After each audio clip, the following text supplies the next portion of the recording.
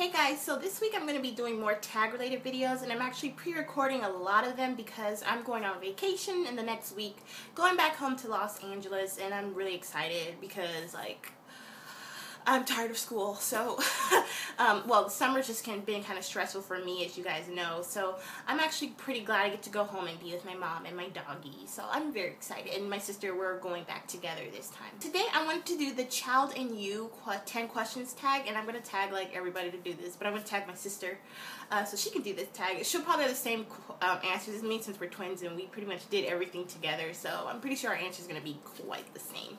And the first question says, as a kid, what was your dream job? I wasn't really thinking about, one day I want to be a princess, or one day I want to be a queen or whatever, or one day I want to be an actress. I never ever had like a dream job. I was just so much, I think we as kids, my sister and I were just so involved with our childhood that job was just way too adult to even think about. Next question is, how old were you when you found out that Santa wasn't real, and how did you find out?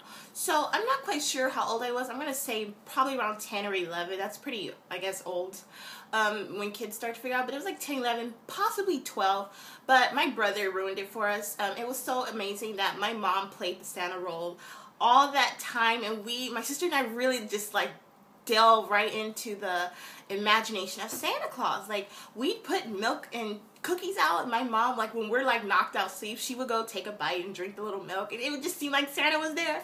And even like the presents were never under the tree on Christmas Eve. There was like no presents, and then my sister and I would be like, oh, I hope Santa comes tonight, you know, because we have no presents. And the next day it'd be like full of all these presents, and you're like, how did my mother do all that, like, without making any noise? And my sister and I were just knocked out all the time because my mom she gave us this theory that if we like woke up and went into the living room where the Christmas tree was and Santa was there, he would throw dust in our eyes.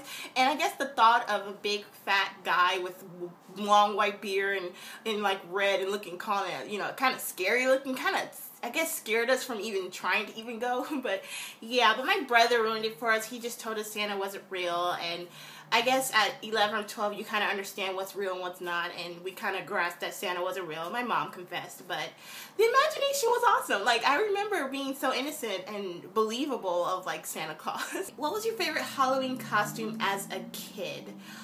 Let's see. I'm not quite sure.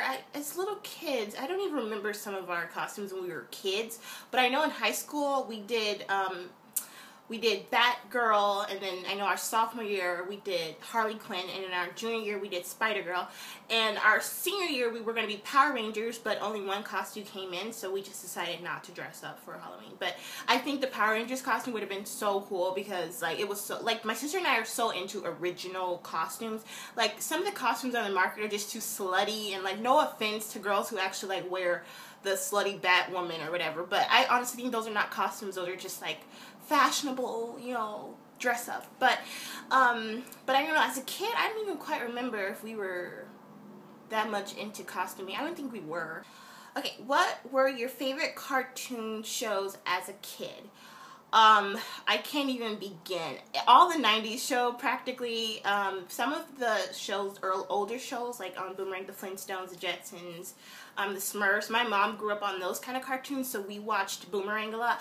But in the 90s, Cartoon Network or Nickelodeon's had some awesome shows.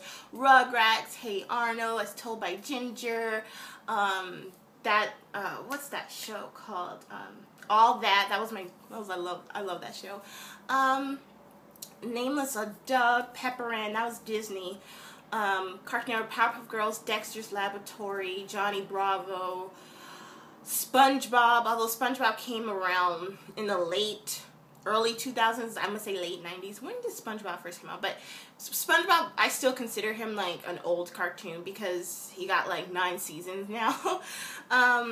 There's just so many, like I can't even begin. Rocket Power, I remember Rocket Power. The Mighty Ducks, that used to come on a lot. Arthur.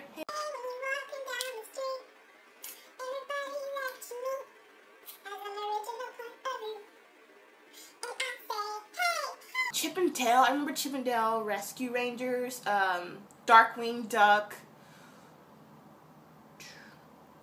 Gargoyles. I remember that show actually used to scare me, but my sister I think it was like last year she really got into it again. I was kind of like tripping, like, why are you watching Gargoyles? I remember the Animaniacs, Pinky and the Brain, Beetlejuice. I think that was like a movie though. Was it a movie or was it a TV show? Yeah, but there's endless 90s shows, but those are just a select few.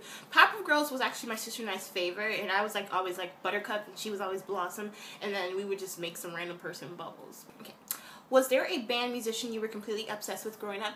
Yes, I was actually into Britney Spears and Christina Aguilera at the time. Also Brandy and Destiny's Child.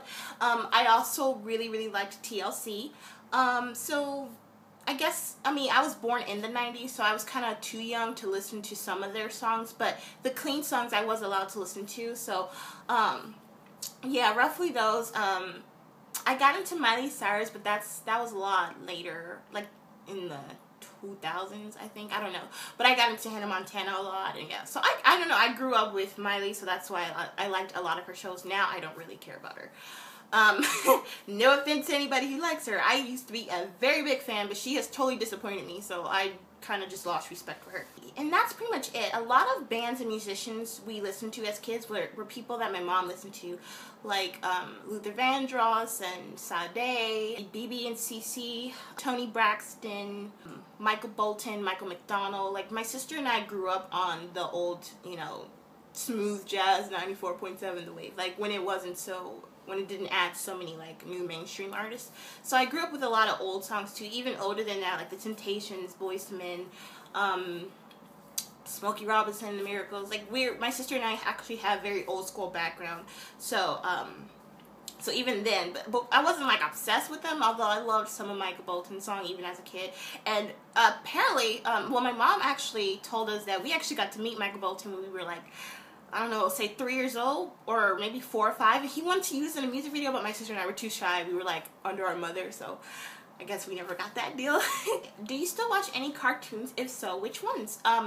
Yeah, and that's pretty much all we watch. I mean, the like shows that are not cartoon, that are more live action, is like Pretty Little Liars, Dance Moms. I'm obsessed with that show. Vampire Diaries, Lion Game, like those pretty much are the only shows I really look at.